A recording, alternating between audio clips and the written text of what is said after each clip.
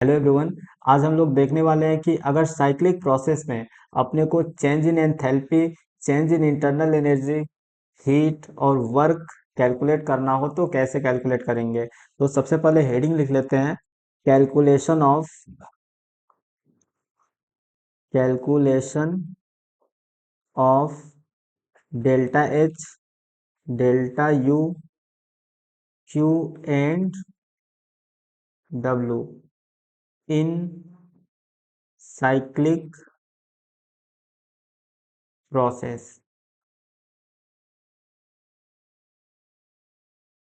तो cyclic process अगर कोई है, जैसे मान लो इनिशियल स्टेट, यहाँ पे इनिशियल स्टेट है, सिस्टम ए प्रेशर वॉल्यूम ग्राफ दिया है।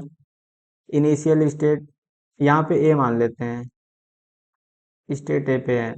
यहाँ पे ए से स्टेट बी पे गया, फिर बी से स्टेट सी पे गया, फिर वापस आ गया सी से स्टेट ए पे, सी से स्टेट ए पे वापस आ गया। तो जहाँ पे अपना इनिशियल स्टेट था वहीं पे फाइनल स्टेट है। तो साइक्लिक प्रोसेस में हमने क्या देखा था कि अगर कोई कोई सिस्टम में मोर देन वन स्टेप से या मोर देन वन प्रोसेस से होके फाइनली अपने इनिशियल स्टेट पे रिटर्न आ जाता है, तो ऐसे प्रोसेस को साइक्लिक प्रोसेस बोलते हैं। तो इसमें मोर देन वन प्रोसेस आ सकता है। अब देखो ए से बी तक जा रहे हैं तो एक ऐसा प्रोसेस है, प्रेशर कांस्टेंट है। ए से बी वाले में प्रेशर कांस्टेंट है, तो आइसोबैरिक प्रोसेस है। बी से सी जा रहे हैं तो वॉल्यूम कांस्टेंट है, तो आइसोकोरिक प्रोसेस हो गया। ऐसे ही यहाँ से सी से ए कोई प्रोसेस है। तो कुल मिला के मल्टीपल प्रोसेस हैं, लेकिन इसमें कंडीशन क्या है कि सिस्टम जहाँ से स्टार्ट किया था वहीं पे उसका जो इनिशियल स्टेट है वहीं पे उसका फाइनल स्टेट होना चाहिए। तो जो स्टेट वेरिएबल हैं, जैसे टेम्परेचर हो गया, प्रेशर हो गया, वॉल्यूम हो गया, बहुत सारे हमने स्टेट वेरिएबल देखा था। तो स्टेट वेरिएबल का वैल्यू तो सेम होगा, इनिशियल स्टेट पे जो था वही वैल्यू फाइनल स्टेट पे होगा। जैसे मान लो इनिशियल ए पॉइंट पे अगर जब सिस्टम रहा होगा तो उसका टेम्परेचर है मान लो टी इनिशियल 300 केल्विन। तो फाइनली जब ए से बी गया, बी से सी गया, सी से ए आया, तो ए पे आ गया, मतलब वही सेम इनिशियल स्टेट पे आ गया। तो ये जो फाइनल टेम्परेचर अगर बोलेंगे तो फाइनल टेम्परेचर भी कितना होगा, 300 केल्विन ही, क्योंकि इनिशियल स्टेट और फाइनल स्टेट सेम है। तो यहाँ से डेल्टा टी का value T final minus T initial से क्या आने वाला है, जीरो। तो देखो साइक्लिक प्रोसेस में अगर कोई स्टेट फंक्शन है, let phi phi is state function, अगर फाई कोई स्टेट फंक्शन है तो डेल फाई क्या होगा, जीरो। लेकिन d phi need not be equal to zero. D ये डेल्टा फाई तो जीरो होगा, लेकिन d phi may be zero और मे नॉट बी जीरो। ये डी फाई क्या है, छोटा छोटा चेंज, छोटा छोटा चेंज तो जीरो नहीं होगा, हो भी सकता है। और हमें पता है कि साइक्लिक इंटीग्रेशन इसका करते हैं डी फाई का, तो स्टेट फंक्शन है तो जीरो आता है। इसको क्लास 1 या 2 में कवर कर लिए हैं इसको। तो यहाँ से हम बोल सकते हैं कि अगर कोई भी स्टेट फंक्शन होगा तो उसका चेंज क्या होगा, जीरो इन साइक्लिक प्रोसेस में। तो डेल्टा यू भी क्या होने वाला है, डेल्टा यू का वैल्यू भी जीरो आने वाला है, और डेल्टा एच का वैल्यू भी जीरो आने वाला है। तो दो वेरिएबल तो हम कैलकुलेट कर लिए। अब first law of thermodynamics apply करेंगे। From first law of thermodynamics, delta U is equal to Q plus W. Delta U zero है, क्यू प्लस डब्ल्यू। तो यहाँ से जो हीट आ रहा है क्यू, और डब्ल्यू में जो रिलेशन आया वो क्या है, Q is equal to minus of W means अगर हम वर्क को कैलकुलेट कर लेते हैं तो हीट ऑटोमेटिकली आ जाएगा। तो अब देखते हैं कैलकुलेशन कैसे होगा वर्क का इन साइक्लिक प्रोसेस। तो एक एग्जांपल के थ्रू समझ लेते हैं। मान लो ये प्रेशर और वॉल्यूम ग्राफ दिया है। इनिशियल स्टेट ए है, मान लो स्टेट 1, यहाँ से साइक्लिक प्रोसेस स्टेट 1 से स्टेट 1 पे ही आ गया। जो इनिशियल स्टेट था वही क्या है, फाइनल स्टेट, यहीं से चलना शुरू किया था और वापस वहीं पे आ गया। अगर साइक्लिक प्रोसेस में वर्क बताना हो तो हम लिख सकते हैं work is equal to area of the PV graph. PV graph का एरिया वर्क के बराबर होगा। अब देखते हैं ऐसा कैसे हुआ। तो सबसे पहले देखो स्टेट 1 इनिशियल स्टेट में यहाँ था, यहाँ से इसको मान लो एक स्टेट 2, और इनिशियली 1 से नीचे की ओर ऐसे जा रहा है, स्टेट 2 पर गया। तो 1 से 2 में जाने पे क्या हुआ, एक्सपेंशन। एक्सपेंशन हो रहा है तो वर्क किसने किया है, यहाँ पे एक्सपेंशन होगा तो work is done by gas. तो यहाँ पे जो वर्क हुआ है ये वाला वर्क गैस ने किया है, तो work done by gas, work done by gas कितना आएगा। मान लो ये एरिया जो है कैपिटल A1 है, तो work done by the gas, area A1 है तो वर्क क्या होगा -A1, क्योंकि गैस ने वर्क किया है 1 से 2 एक्सपेंड होने में। अब फिर जब 2 से 1 आ रहा है यहाँ पे, देखो 2 से 1 में क्या हो रहा है, कंप्रेशन हो रहा है। कंप्रेशन हो रहा है मतलब गैस पे वर्क किया गया है, तो लिख सकते हैं work done on the gas, work done on the gas. यहाँ पे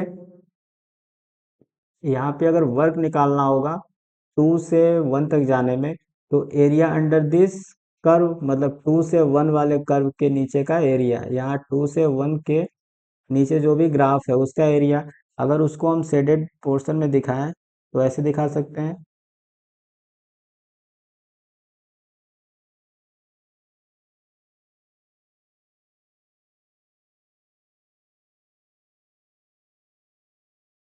2 से 1 तक जाने में जो ग्राफ बना है उसके नीचे का ये सारा एरिया। तो अगर इस एरिया को हम मान लो 2 से 1 तक जाने में जो वर्क किया उसका एरिया आ गया कैपिटल A2, तो यहाँ पे वर्क कितना होगा +A2। अब टोटल वर्क क्या होगा, टोटल वर्क, तो 1 से 2 में जाने में वर्क प्लस 2 से 1 जाने में कितना वर्क हुआ सबको ऐड करना पड़ेगा। तो 1 से 2 जाने में वर्क -A1 प्लस 2 से 1 जाने में वर्क हो गया A2। तो देखो A2 A2 ये पूरा है, ऊपर से लेके पूरा नीचे तक का एरिया है A2, और उसमें से एक क्रॉस जो हो चुका है A1 एरिया को हम क्या कर रहे हैं, सबट्रैक्ट कर रहे हैं। तो यहाँ पे जो बचा हुआ एरिया है वो क्या है, यहाँ पे जो रिमेनिंग एरिया है वो एरिया ऑफ सर्कल। और एरिया ऑफ सर्कल कैसे निकाल सकते हैं, इसमें देखो अगर यहाँ पे वॉल्यूम दिया हो V1, यहाँ पे वॉल्यूम दिया हो V2, और यहाँ पे लोवेस्ट पॉइंट पे प्रेशर मान लो यहाँ दिया है P1, और यहाँ पे प्रेशर दिया हो P2, तो एरिया कैसे निकाल सकते हैं यहाँ पे, πr²। अगर देखो अगर दोनों जैसे मान लो यहाँ पे ऐसे रेडियस है, इधर का रेडियस R1 है इधर, और इसके अलोंग रेडियस R2 है। तो यहाँ पे एरिया क्या आएगा? एरिया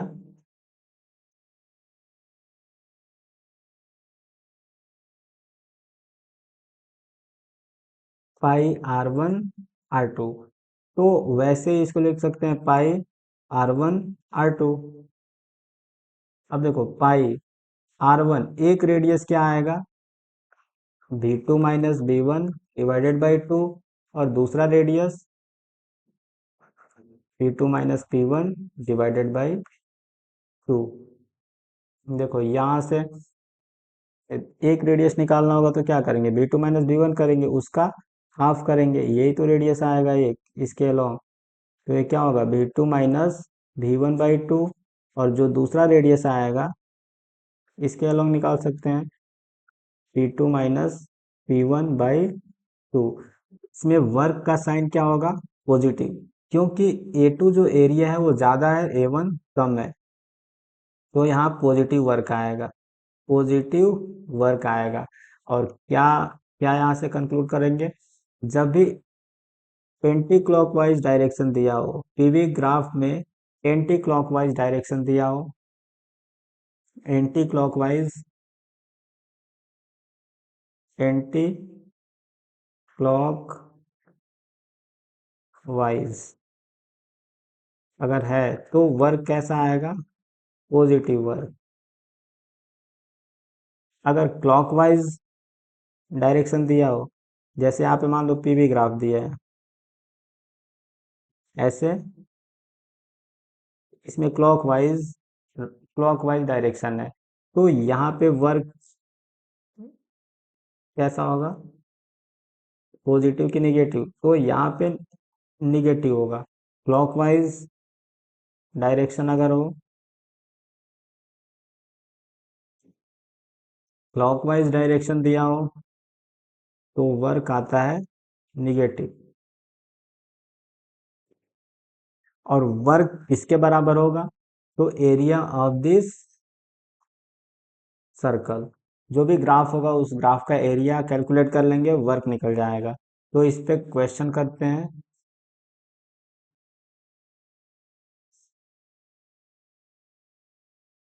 यहाँ पे प्रेशर वर्सेस वॉल्यूम ग्राफ दिया है। मान लो इनिशियल स्टेट ए था, ए से बी पे गया, बी से सी गया, सी से वापस डी, और डी से आ गया ए पे। ये प्रेशर है 2 atm, यहाँ पे प्रेशर है 1 atm, यहाँ पे वॉल्यूम 2 लीटर, यहाँ पे वॉल्यूम 4 लीटर। तो इस क्वेश्चन में बोल रहा है फाइंड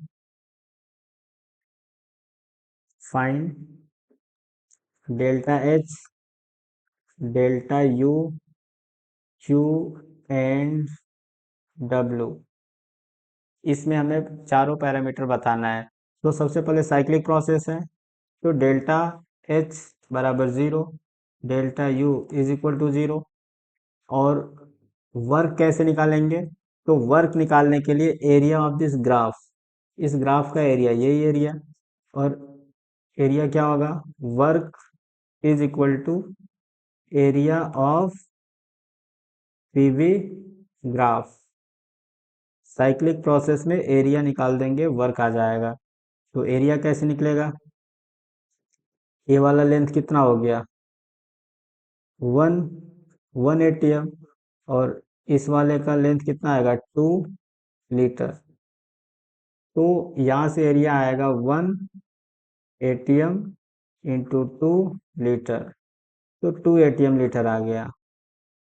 और एटीएम लीटर की जगह पे लिख सकते हैं 101 जूल। तो 202 जूल, 202 जूल वर्क आ गया। अब सिंस हमें पता है Q is equal to minus W होता है। यहाँ पे देखो वर्क का साइन क्या होगा, पॉजिटिव, एंटी क्लॉकवाइज है तो वर्क का साइन पॉजिटिव होगा। और Q क्या होगा, माइनस डब्ल्यू, तो Q is equal to minus 202 joule, 202 joule आ जाएगा यहाँ से हीट। तो साइक्लिक प्रोसेस का क्वेश्चन ऐसे कर सकते हैं। एक और क्वेश्चन देखते हैं। अगर प्रेशर वर्सेस वॉल्यूम ग्राफ दिया हो,